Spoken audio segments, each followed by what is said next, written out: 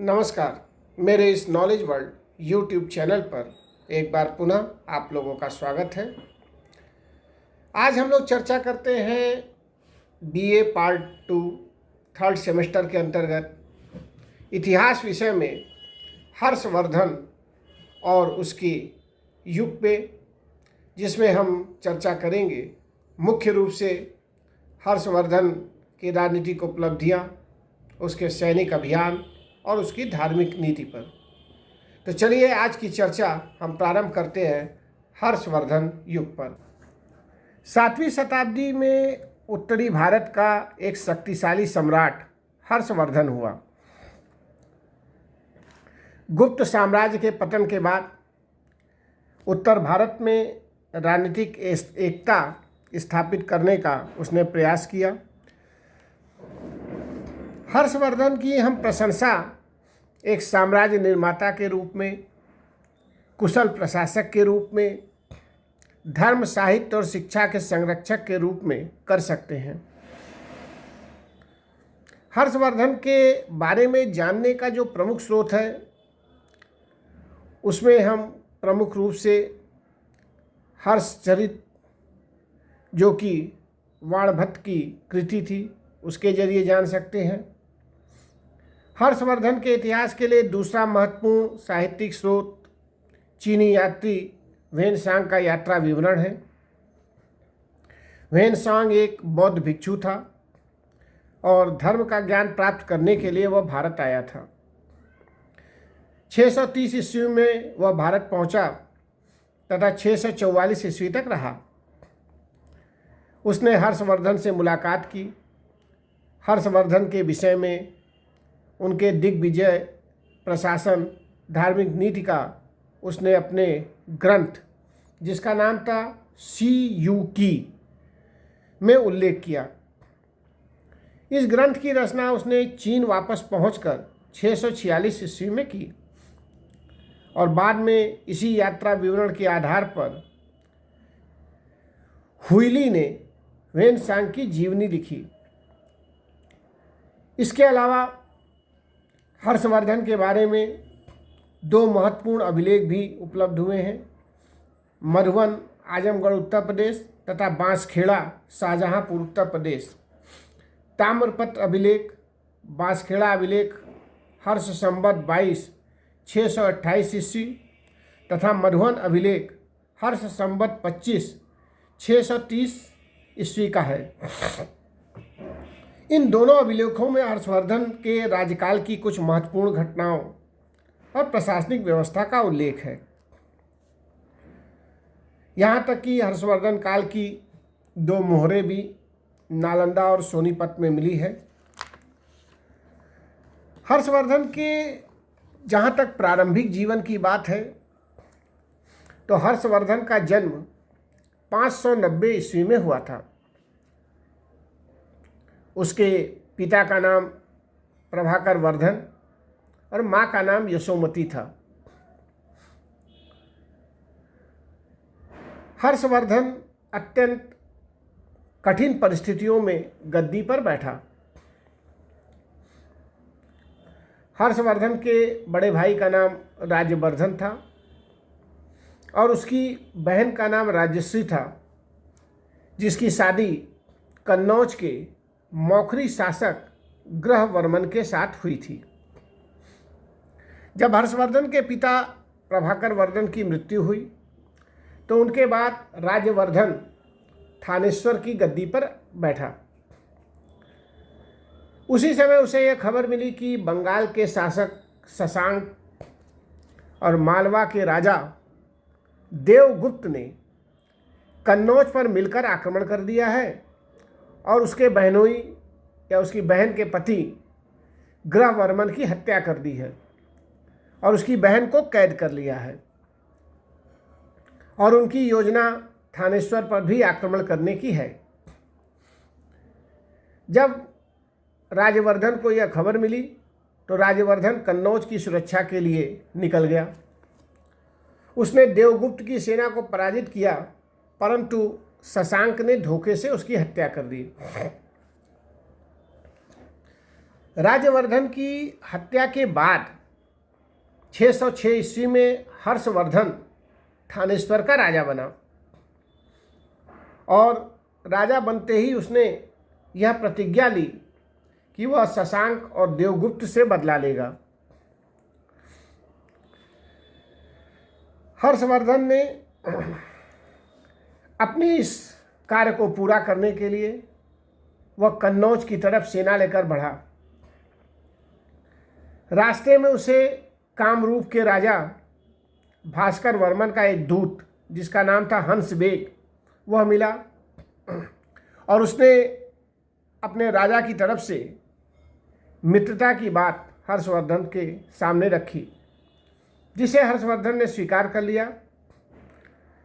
जब वह और आगे बढ़ता है तो उसे यह भी सूचना मिलती है कि उसकी बहन कैद से मुक्त होकर विंध्याचल चली गई है। अतः वह कन्नौज का मार्ग छोड़कर विंध्याचल जाता है, जहां आचार्य दिवाकर मित्र की सहायता से वह अपनी बहन को, जो कि राजसी थी, उसे खोज निकाला। उस समय राजसी सती होने जा रही थी। हर्ष उसे वापस कन्नौज लाया और क्योंकि ग्रहवर्मन की हत्या के बाद उसका कोई उत्तराधिकारी नहीं था, इसलिए कन्नौज के मंत्रियों एवं राजसी की सहमति से हर्षवर्धन कन्नौज का भी शासक बन गया और उसने कन्नौज को राजधानी बनाया। इसके साथ ही कन्नौज अब उत्तरी भारत की राजनीतिक गतिविधियों का एक प्रमुख केंद्र बन गया। हर्षवर्धन जब शासक बना तो उस समय तक अनेक नई शक्तियों का उदय हो चुका था। मालवा और गौड़ के राज्य उसके प्रबल राजनीतिक प्रतिबंधी थे। इसके अतिरिक्त साम्राज्य विस्तार भी आवश्यक था। तात्कालीन स्रोतों से यह ज्ञात होता है कि अपने शत्रुओं देवगुप्त और शशांक के विरुद्ध अभियान के अतिरिक्त हर्षवर्धन ने अन्य सैनिक अभियान भी किए और दिग्विजय की नीति अपनाई। परंतु हर्षवर्धन के सैनिक अभियानों का क्रमबद्ध विवरण और उसकी तिथि बहुत स्पष्ट नहीं है। कन्नौज से देवगुप्त और शशांक की सत्ता समाप्त कर हर्षवर्धन दिग्विजय के लिए निकला। चीनी यात्री हेनसांग ने हर्षवर्धन के इन अभियानों का वर्णन निम्नलिखित शब्दों में किया है कि पूर्व की ओर बढ़कर उसने उन राज्यों पर आक्रमण किया जिन्होंने उसकी अधीनता स्वीकार नहीं की। 6 वर्षों तक, जब तक उसने पांच भारतों के साथ पूर्णतः युद्ध नहीं कर लिया, वह निरंतर लड़ता रहा। चीनी यात्री आगे कहता है कि उसने अपने शासित क्षेत्र को बढ़ाकर सेना बढ़ाई तथा 30 वर्षों तक शांतिपूर्वक शासन किया।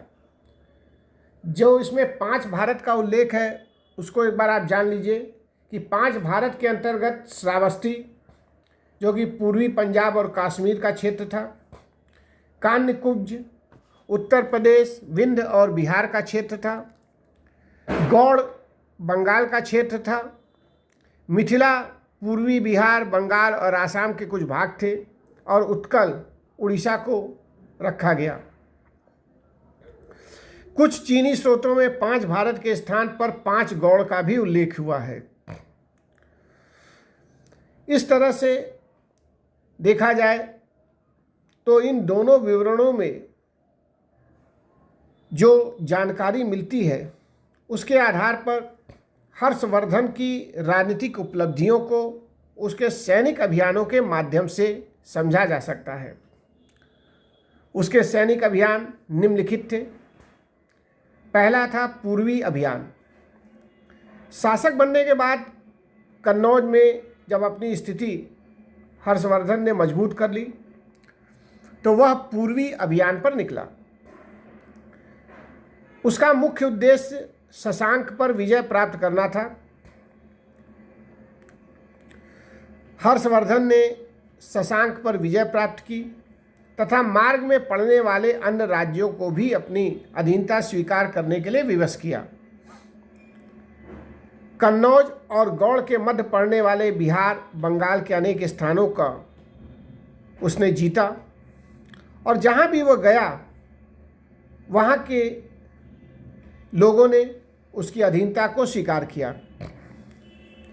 परंतु कपिलवस्तु और मगध के अतिरिक्त अन्य राज्यों या स्थानों की राजनीतिक स्थिति के बारे में चीनी यात्री हेनसांग ने बहुत कुछ वर्णन नहीं किया है।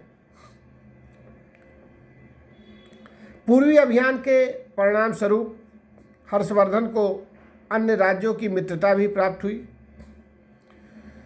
मगध के शासक पूर्णवर्मन ने, जिसने मगध पर अधिकार कर लिया था और वह मौखरी वंश का प्रतीत होता था, हर्ष की अधीनता स्वीकार की। हर्षवर्धन ने उसे मगध का शासक बने रहने दिया।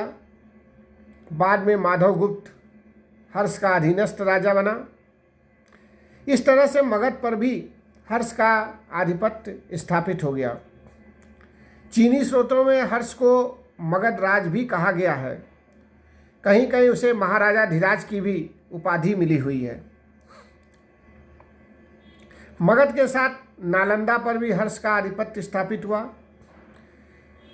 हर्ष ने नालंदा में एक कांसे का विहार भी बनवाया तथा महाविहार को गांव दान में दिए।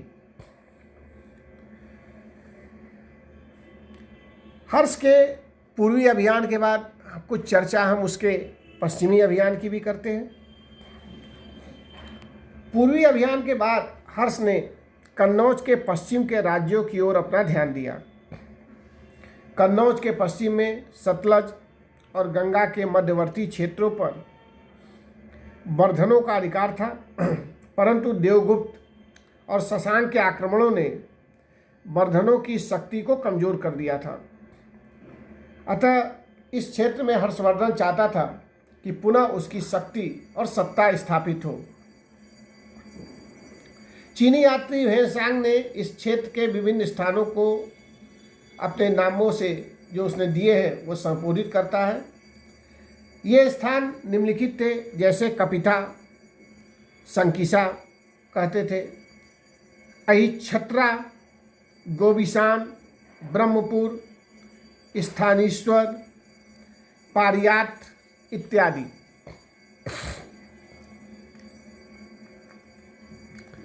हर्षवर्धन ने इन सभी राज्यों को जीता और उन्हें अपने अधीन बनाया।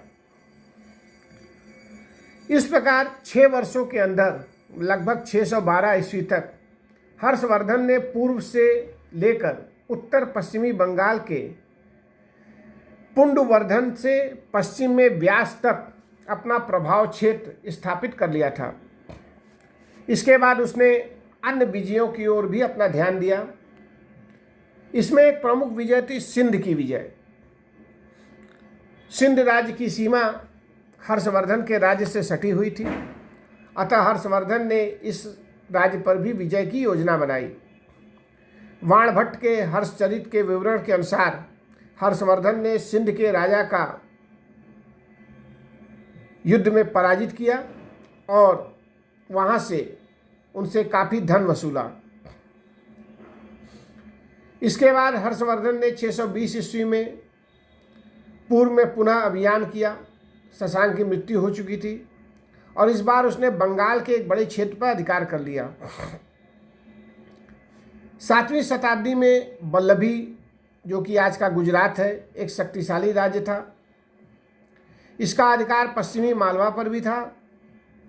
हर्षवर्धन ने वल्लभी के साथ भी युद्ध किया और वल्लभी को भी अपने नियंत्रण में लिया। वल्लभी के साथ युद्ध ने हर्ष और चालुक्य सम्राट पुलकेशिन के बीच युद्ध अनिवार्य कर दिया था। दोनों ही महत्वाकांक्षी शासक थे और दोनों एक दूसरे पर अपना प्रभाव जमाना चाहते थे। उनके राज्य की सीमाएं भी निकट थी, अतः पुलकेशिन के साथ भी, जो कि पुलकेशिन द्वितीय था, हर्षवर्धन का युद्ध अवश्यंभावी हो गया था। हेनसांग के विवरण में इस युद्ध का वर्णन भी मिलता है। इस विवरण से यह पता चलता है कि यह युद्ध 630 ईस्वी के पश्चात हुआ और इस युद्ध में हर्षवर्धन की पराजय हुई।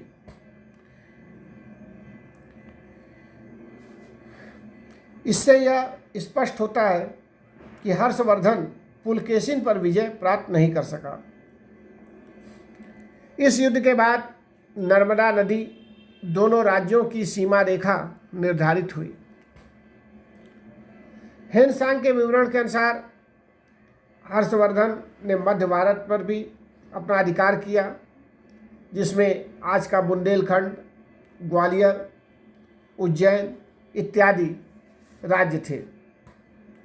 कुछ विद्वानों का यह भी मानना है कि पूर्वी भाग से हर्ष ने दक्षिण के अंदर प्रवेश किया, परंतु इतिहास में इस धारणा की पुष्टि के लिए कोई स्पष्ट प्रमाण हमें दिखाई नहीं देता। कुछ विद्वानों का यह मानना था कि हर्षवर्धन ने कश्मीर और नेपाल पर भी विजय प्राप्त की, लेकिन यह विजय भी संदिग्ध दिखाई देती है। यद्यपि बाणभट्ट और हेनसांग दोनों इन प्रदेशों पर हर्षवर्धन का अधिकार मानते हैं और इसे हिम प्रदेश के नाम से बताते हैं, और वो मानते हैं कि इस पर हर्षवर्धन का अधिकार था।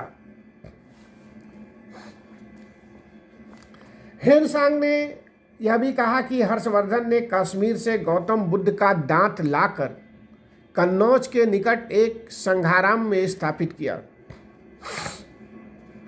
हर्षवर्धन की विजय का एक उल्लेख उड़ीसा के संबंध में मिलता है और इसमें यह दिखाई देता है कि उसने कलिंग पर भी विजय प्राप्त की, जो कि आज का उड़ीसा है। इस तरह से कहा जा सकता है कि इन विजयों के बाद हर्षवर्धन उत्तरी भारत का स्वामी बन गया।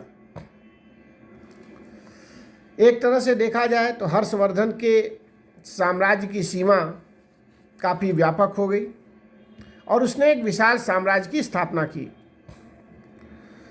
हर्षवर्धन के साम्राज्य की सीमा आसाम से कश्मीर तक,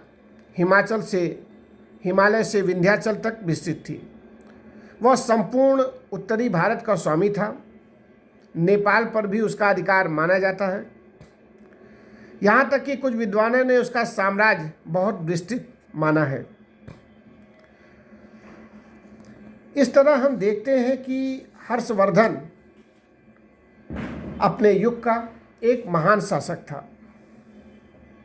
जहाँ तक हर्षवर्धन के धार्मिक नीतियों का उल्लेख है, तो उसको हम इस आधार पर देखते हैं कि हर्षवर्धन एक धार्मिक और धर्म सहिष्णु शासक था।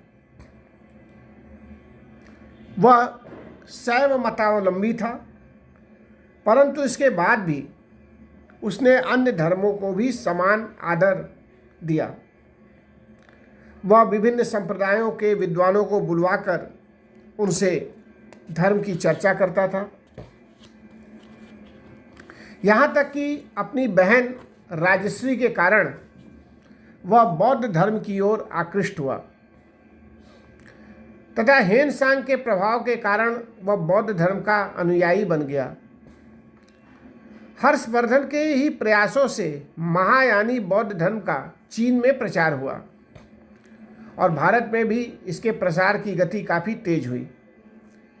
हेनसांग के सम्मान में तथा बौद्ध धर्म के प्रसार के लिए हर्षवर्धन ने कन्नौज में एक सभा बुलाई, जिसमें 20 राज्यों के राजा, विभिन्न धर्मों के विद्वान, ब्राह्मण तथा सहस्त्रों हीनयानी और महायानी बौद्ध इकट्ठे हुए।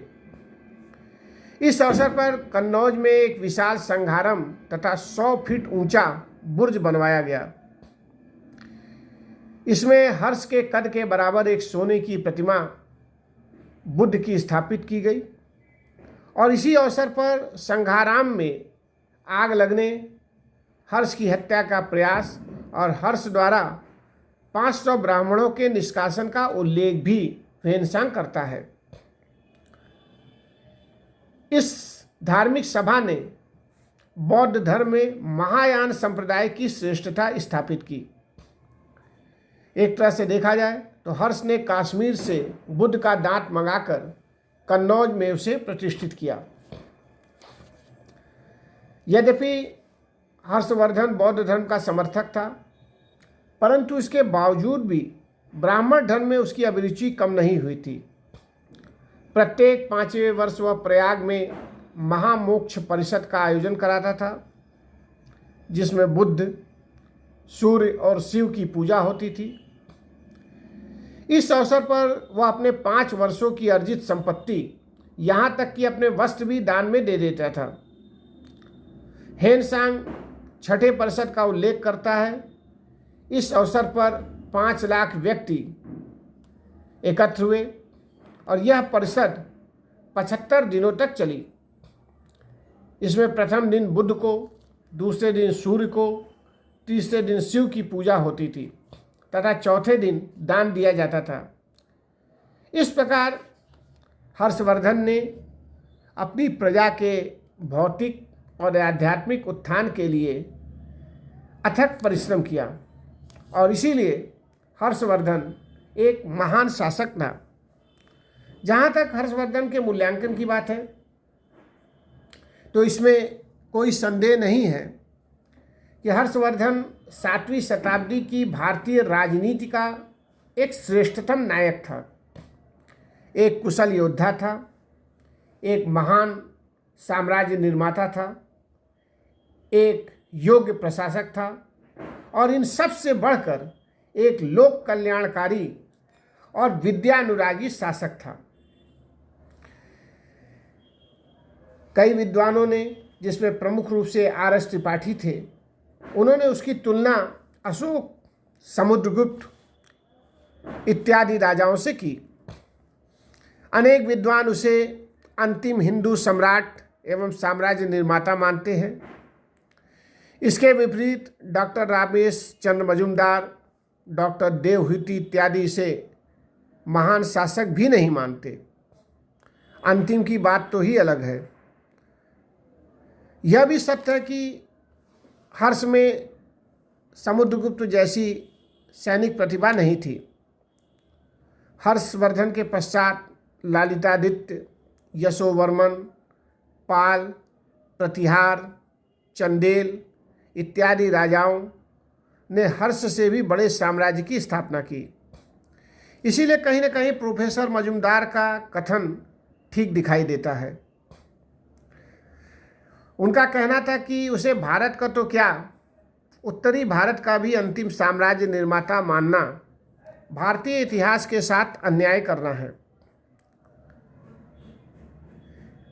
तो इस तरह हम देख सकते हैं कि हर्षवर्धन के संदर्भ में विद्वानों के मन में उसके प्रति सकारात्मक और नकारात्मक दोनों दृष्टिकोण हैं। धन्यवाद।